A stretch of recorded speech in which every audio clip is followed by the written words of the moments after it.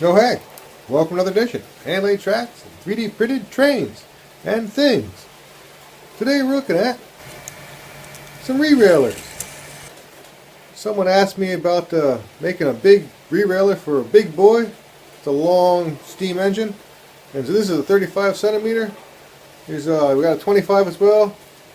I think these are about 16, and the little one closer to about 9 or something like that.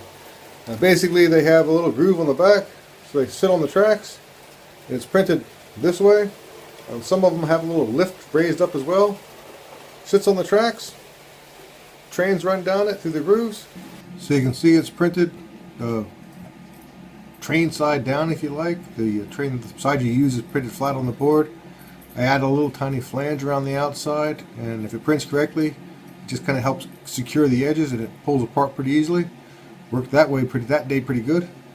And the idea is you hold the grooves sit on the track rails, and the train slides down the top, and zip zip zip, you end up with a fairly easy way to get the trains back on the rails. I generally use a on-track Rerailer. I made my own Rerailer that fits on the rails on the train, on the layout itself, so I don't really use this very often, but it definitely works fairly well. You have to make sure that inner groove, that tongue, is aligned with the inside of the rails, because if not, you can see it won't necessarily work perfectly every time. But if it's lined up, it should work pretty well. You can also just put your finger on the car and like sort of push it along. That seems to be a more accurate way to get them on.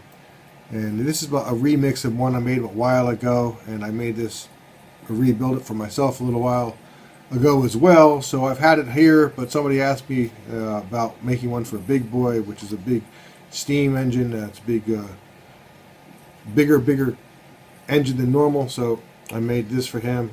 This one's 35, but there's also one that's 25 centimeters because the train's not this long, but it's nice to have a little bit of extra space on the end because otherwise you fall off the end of it.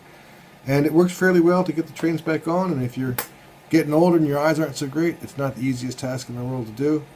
And the long one definitely will send it a whole lot faster. A little more like playing with a Hot Wheels car.